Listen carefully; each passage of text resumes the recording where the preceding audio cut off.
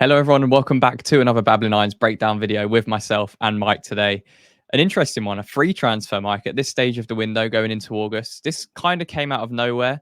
A link to Guido Rodriguez. Fabrizio Romano was tweeting that we've held quite advanced talks with him and we're trying to get a deal over the line for what is now effectively a free agent. He was obviously at Real Betis last season and he was close to joining Barcelona. A couple of months ago, that deal was fallen through. It was one of the unnamed players from WHU employees update, as well as one of those unnamed midfielders that we were trying to target. So, for those of you who aren't aware of Guido Rodriguez, he's an Argentinian international, 6'1", around 30 years old, or he is 30 years old, right-footed. And yeah, as a contract, he would be a free. His contract just expired at Real Betis. And he's more of a defensive midfielder, but he can play slightly more advanced. But yeah, defensive midfield is where you'd expect him to be playing, similar to Edson Alvarez. So yeah, this kind of came out of nowhere. Mike, what's your thoughts on the links to Guido Rodriguez? Yeah, it's a bit of a surprise one, bit left field, you could say. We've clearly been looking at a defensive midfielder. We've looked at Kante, recent links to Endo as well. So there's clearly a view that we need a defensive midfielder. Now, that could be because we're concerned about Alvarez's injury and we want to cover that until he gets back, because there's been no real talk as to when he is coming back into the team. So it kind of makes sense to, I guess, hedge your bets and get someone who can cover that. Also, he's an experienced player, obviously with Argentina and obviously with Betis. A team that we should know fairly well in terms, because we've got an ex-manager there as well in Pellegrini. So I'm sure he's had some positive words to say to him, as well as Pablo Fornals as well, especially when you consider what he's been saying recently about the conversation he had with Lopetegui. Yeah. So yes, I think it's a good one. It's a player that's, you could say, statistically is quite closely mapped to Alvarez as well. So it does really kind of make sense as a deal. And when you look at it statistically as well, it's very much a pure CDM. If you look at the heat map, it's predominantly in his own half, really, where majority of his work is, and to that right hand side. If we look at kind of how he is, he's got 2 goals this season. He's not necessarily going to be kind of rampaging forward and carrying the ball very much, because you can see that just in the progressive kind of passes and progressive runs and the ball carries for dribbles. Now, that's not to say he's not good with his feet, or he's not going to look to kind of carry possession if needs be. He will, but he prefers to essentially use his passing because he's got really good passing range. And as a defender, he's robust is probably a good way of putting it, but essentially he doesn't shirk a challenge, looks to kind of commit consistently as well.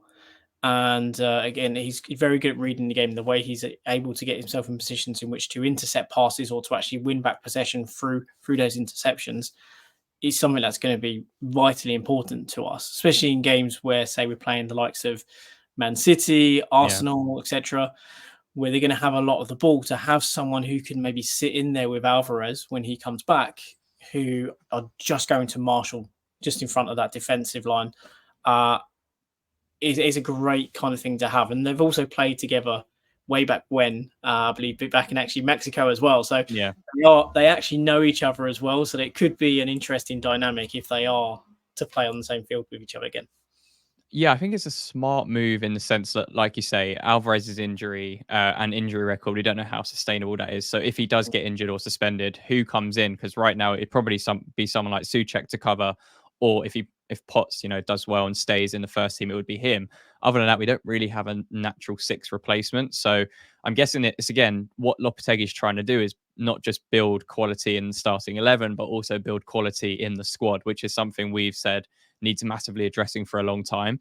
In terms of coming in, Mike, does that slightly hinder Freddie Potts' development? And could you see that now in turn maybe pushing him towards a loan deal instead of staying in that first team squad?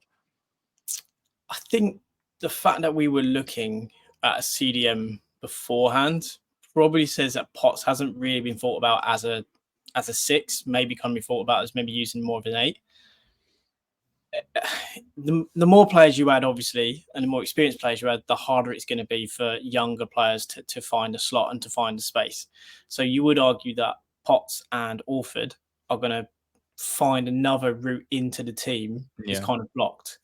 So you'd suspect that maybe a player will be available to go, in which to maybe give them a space, or if they're going to look to say, well, actually, they've done well, but we want to guarantee first team minutes so they can develop further, then a loan might be a better option. So it's a tricky one because you either commit to the youth this season and then you move out one of your experienced midfielders, or you say we're going to kind of stick to what we have. We're going to enhance it, obviously, with the likes of Rodriguez, and then we're going to ship the young lads out on loan so we can get them guaranteed football. So it's a bit of a catch-22, really, because there's the only way you win is if he goes out and has a blinder of a loan, comes back the next season, and then you can shift a midfielder that was currently causing a block for them into the first team. Yeah, no, I completely agree. And you know, when you look at both Rodriguez and how he compares to Alvarez, they're very, very similar players, like you mentioned, you know, in terms of being that defensive solidity as a six, not necessarily someone that's going to progress with the ball in terms of carrying the ball or dribbling a lot, but very, very smart on the ball, very safe with their possession. And again, they'll just keep things ticking along as a six. So I think it just offers A, squad depth, and B, flexibility, like you say. So if you're playing Man City or Liverpool and you need to kind of shore up that midfield, it's a very good option to have when you have Alvarez and Rodriguez, if you want to pair those together and just kind of have a little bit more of a block in times where you need it, whether you're, you know, seeing out a game. And also, again, that rotation, we don't know how much he's going to play someone like Rodriguez, but coming in on a free, I think it's a really good deal. And it also allows us to explore other options. We might want to go spend a bit more money on a striker or a centre back. So yeah, I think it's a smart move. It's kind of come out of nowhere, which is nice as well. There hasn't really been any reports on it. So what do you think is going to happen, Mike? If he does come through the door, do you think we still go after, say, a Fofana? Because, you know, as the stats say, Rodriguez isn't really an 8. He isn't a ball carrying 8, which we've said we need in that midfield. So it's not really targeting that area of the midfield. It's just coming in to be a similar player to Alvarez. This video is sponsored by Emotive. Emotive provide cutting-edge digital services, solutions, and training to companies and businesses of all sizes. Emotive have worked with some fantastic brands in the past, as you can see behind me, the likes of Apple, Google, Tesco, and of course, Babbling Irons. Emotive offer 4 key services, the first being digital solutions, the second being professional training and coaching, the third being fractional experts, and the fourth being AI readiness. We're going to be working with Emotive on our channel to improve how we showcase the data to you guys in our breakdown videos and data analysis videos. If you want to find out more information about how Emotive can work with you, make sure to scan the QR code now, which will take you to emotivetouch.com, where you can find out more details about the company, and the link will be in the description. A massive thank you to Emotive once again for sponsoring this video, and let's get back to it. Yeah, it's a bit of a perplexing one, because you kind of, Fofana isn't the same player as Alvarez, and he certainly isn't the same player as Rodriguez. So you would argue that our interest in him is separate to the CDM chase, which we've been kind of doing. So you would have to say that we are probably going to maintain that interest in Fofana and maybe see if that can be kind of closed out.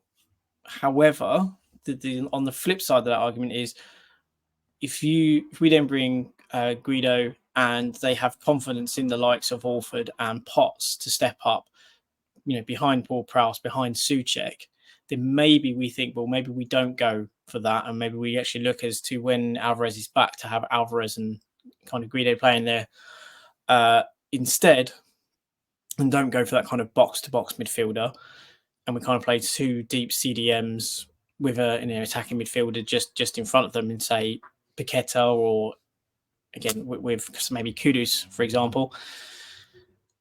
And then we say we'll take that £35 million or 35 million euros, sorry, that we put towards Fofana and put that on maybe Duran. Maybe again, it'd be difficult. Or you say that money goes on to Fulkrug. But again, it's where is that money coming from to then make up for if we were to go for Duran? Was that money actually there? You know, because we are probably had 20 million maybe. So it's tricky because the way I look at it is if we was going to go buy Endo, then Endo was going to cost us probably about 20 million pounds.